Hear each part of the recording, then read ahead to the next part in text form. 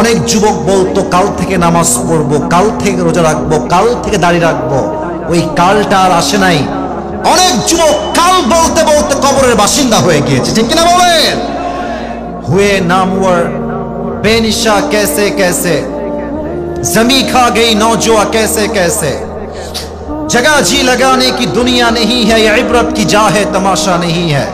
तुझे पहले बचपन ने बरसों खिलाया, जवानी ने फिर तुझको मजनू बनाया, अजल तेरा कर देगी बिल्कुल सफाया।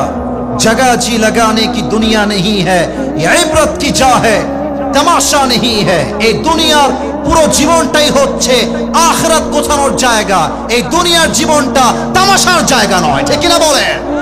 যা নামাজ পড়ে না, আচ্ছা আমি ধমক দিচ্ছি না, আমি মনে করেন যে আমি আসিফ হুজুরই না, মনে করেন আমি আপনার আপন মায়ের পেটের ভাই, আপনার ভাই আমি।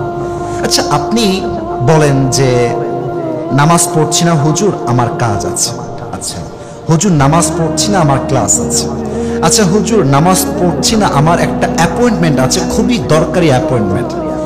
আমার প্রশ্ন হচ্ছে ভাই, আপনি কাজের দোহাই দিচ্ছেন, সময় নাই দোহাই দিচ্ছেন, আপনার অ্যাপয়েন্টমেন্ট দোহাই দিচ্ছেন, টাইম নাই দোহাই দিচ্ছেন, অথচ যেই আল্লাহ আপনাকে রিজিক দিল, যে আল্লাহ আপনাকে মাল দিল, সম্পত্তি দিল, টাকা দিল, বাড়ি দিল, চোখ দিল, হাত দিল, পা দিল, বউ দিল, বাপ দিল, মা দিল, সব দিল, আপনি কত বড় নিমক হারাম যে আপনার সবার জন্য টাইম আছে, আল্লাহর জন্য টাইম নাই।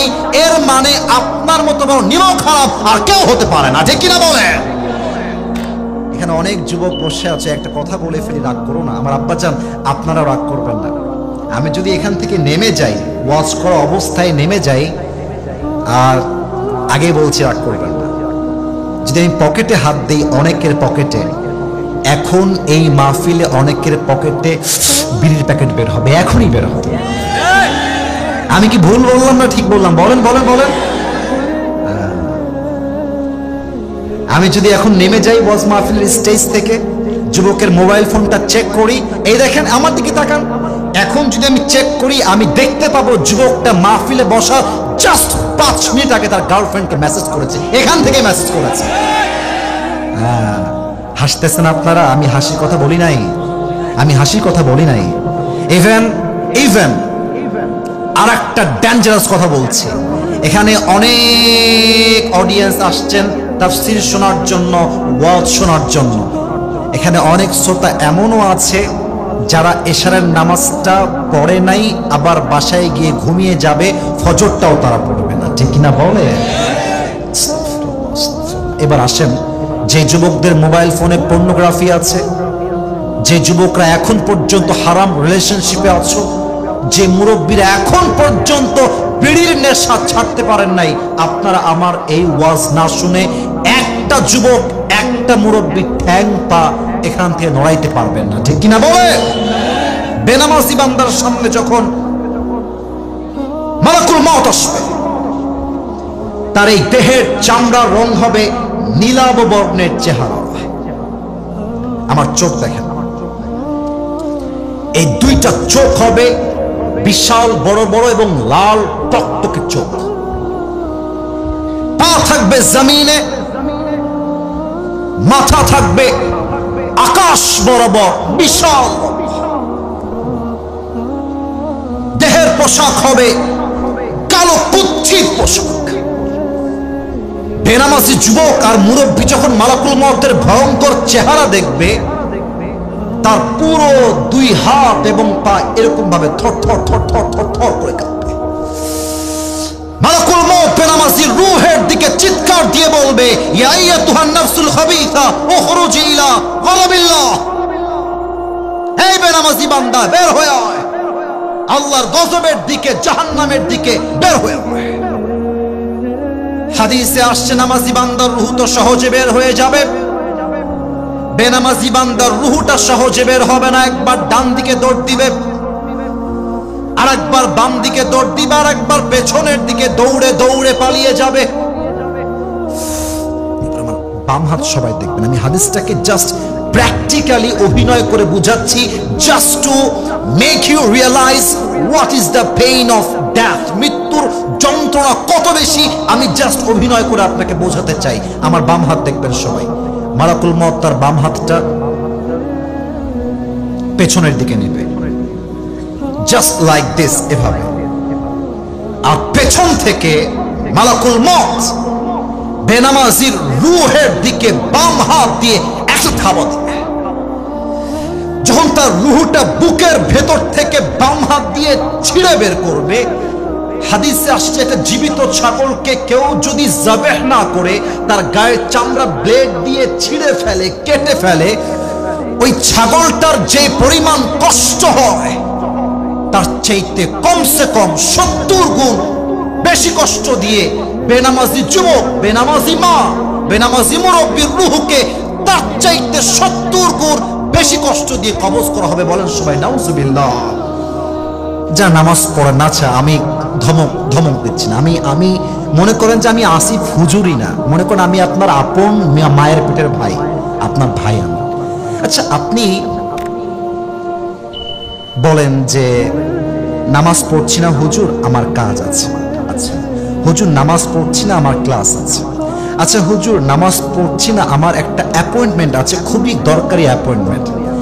আমার প্রশ্ন হচ্ছে, ভাই আপনি কাজের দোহাই দিচ্ছেন, সময় নাই দোহাই দিচ্ছেন, আপনার অ্যাপয়েন্টমেন্ট দোহাই দিচ্ছেন, টাইম নাই দোহাই দিচ্ছেন, অথচ যেই আল্লাহ আপনাকে রিজিক দিল, যে আল্লাহ আপনাকে মাল দিল, সম্পত্তি দিল, টাকা দিল, বাড়ি দিল, চোখ দিল, হাত দিল, পা দিল, বউ দিল, বাপ দিল, মা দিল, সব দিল, আপনি কত বড় নিমক হারাম যে আপনার সবার জন্য টাইম আছে, আল্লাহর জন্য টাইম নাই।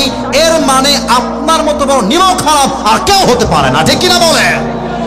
আচ্ছা, বিয়ে যারা করছেন, একটা এক্সাম্পল দিব, রাগ করবেন না, যারা বিয়ে করেছেন, যদি আপনি আজকে বাসায় গিয়ে দেখেন আপনার বউ আর এক পুরুষের সঙ্গে আপনার ঘরে বসে আছে, আমি কিছু বলি নাই, বাজে কথা, জাস্ট দেখছেন আপনার বউ আর এক পুরুষের সঙ্গে বসে আছে, আপনি বলেন তো স্বামী হিসেবে, এই যুবক তোমরাও বলবা, স্বামী হিসেবে কোন স্বামী তার বউকে একটা সেকেন্ডের জন্য পর পুরুষের সঙ্গে সহ্য করতে পারবে? বলো না, পারবে? আল্লাহ দিল সময়, আল্লাহ দিল মাল, আল্লাহ দিল সবকিছু, তোমার সব জায়গায় টাইম আছে, আল্লাহর বেলায় টাইম নাই। বুঝে রাখতে হবে, তোমার মতো নিমক হারাম বান্দা কেউ হতে পারে না, ঠিক কিনা বলে? রূহ যখন কবজ হয়ে যাবে, বাস কবরের জীবনটা এখান থেকে শুরু হবে। তবে একটা প্রশ্ন করব সবাইকে এখন, যার উত্তর 90% মানুষ ভুল দিতে পারে, 90% মানুষ। আশা রাখবো আপনারা ভুল না, আপনারা সঠিক জবাব দেবেন, আশা রাখবো এটা। আমার দিনাজপুরের ভাইয়ের, আমি বাধাবার জন্য বলছি না, জাস্ট বোঝানোর জন্য বলছি। বলেন তো কবরে মোট প্রশ্ন হবে কয়টা? 4টা। কে বলেছে? ভাইজান, ইউ আর রাইট। কি নাম আপনার ভাইজান? হাবিবুর রহমান, মাশাআল্লাহ। সে আমাকে সঠিক জবাব দিয়েছে। কবরের মোট প্রশ্ন 3টা নয়, কবরের মোট প্রশ্ন হচ্ছে কয়টা? আচ্ছা, আমি প্রশ্ন করছি, আপনারা সবাই আমাকে উত্তর দিবেন। প্রথম প্রশ্ন, মার রব্বুক, আমাদের সকলের রব একজন, তিনি কে? এত আস্তে আমি শুনতে চাই না, এত আস্তে না, জবান খুলে দিল থেকে, মার রব্বুক, আমাদের সকলের রব একজন, তিনি কে? আল্লাহ আমার রব। বলেন না, আল্লাহ আমার রব। দমে দমে তনু মনে তারি অনুভব, তোমার দুনিয়াতে আমি যেদিকে তাকাই, অথই নিয়ামতে ডুবে আছি সবাই। পাখ পাখালির কণ্ঠে শুনি তাসবিহ করো রব, তাসবিহ করো রব। আল্লাহ আমার রব, এই রবই আমার সব। বলেন সবাই, রব কে?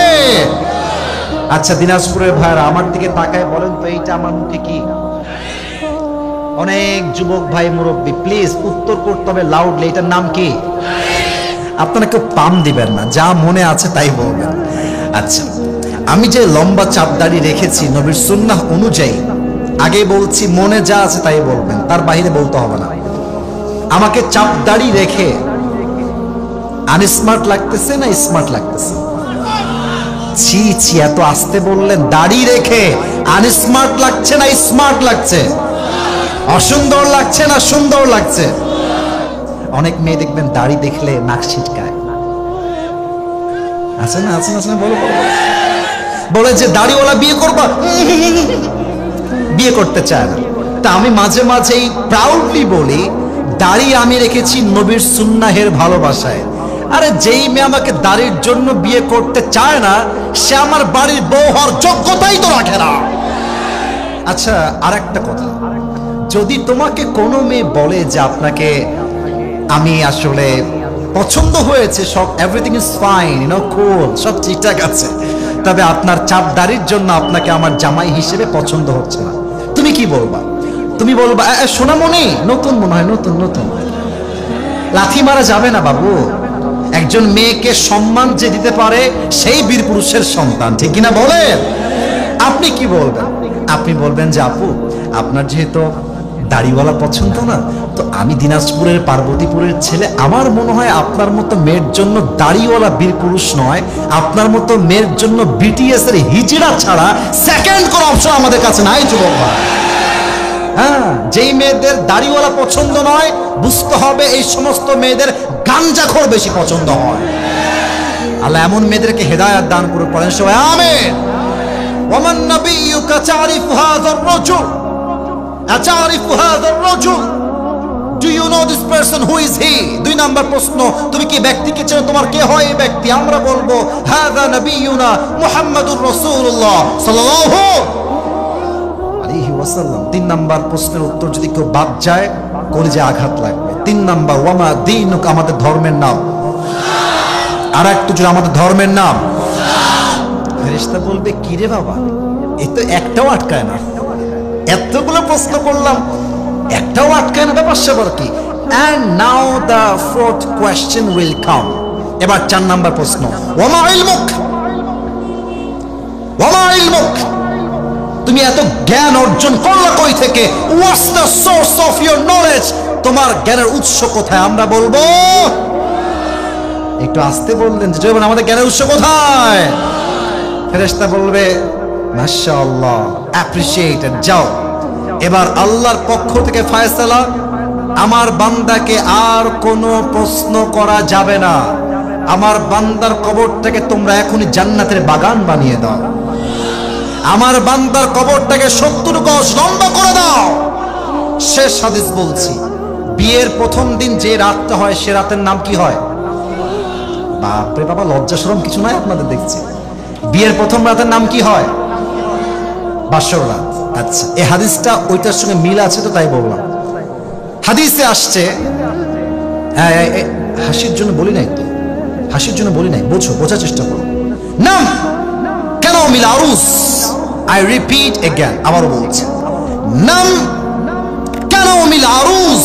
এই নামাজি বান্দা, আজকে তুমি তোমার কবরে একজন নববধূর মতো ঘুমিয়ে যাও, যেমন ভাবে একজন নববধূ বাসর রাতে স্বামীর কোলে আরামের ঘুম দেয়, কেউ ডিস্টার্ব করতে আসে না, তুমিও ঘুমিয়ে যাও, আরামের ঘুম দাও, কিয়ামত পর্যন্ত কেউ তোমার ঘুম ভাঙাতে আসবে না।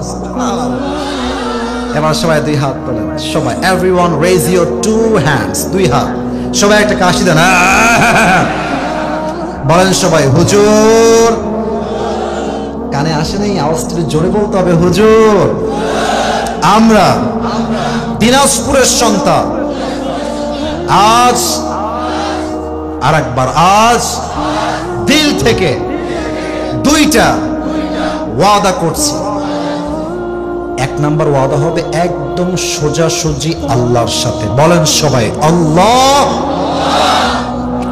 জোরে বলেন আল্লাহ। আর একবার, ও আল্লাহ, আমি তোমার শাহী দরবারে দিল থেকে তওবা করছি, ও আল্লাহ, তুমি আমার জীবনের সব গুনাহ মাফ করে দাও। মাশাআল্লাহ, দিল থেকে হয়েছে। আরেকবার বলেন তো, মাফ করে দাও। আরেকবার, ও আল্লাহ, মাফ করে দাও। পড়েন সবাই আমিন।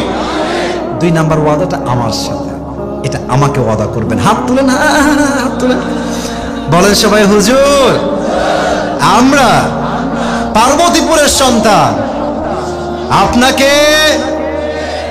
বাদ যায় কে রে? এই যে পেছনে বাদ যাচ্ছে, সোনামণি চালাকি না, বিয়ে হবে না কিন্তু চালাকি করা যাবে না। বলেন সবাই আপনাকে ওয়াদা দিলাম, দোয়া শেষ না করে আমরা কেউ উঠে আমার হাত দেখবেন, আমি যেমনে দেখাবো তেমনে যাব না। আর একটু জোরে যাব না, বলেন সবাই ইনশাআল্লাহ।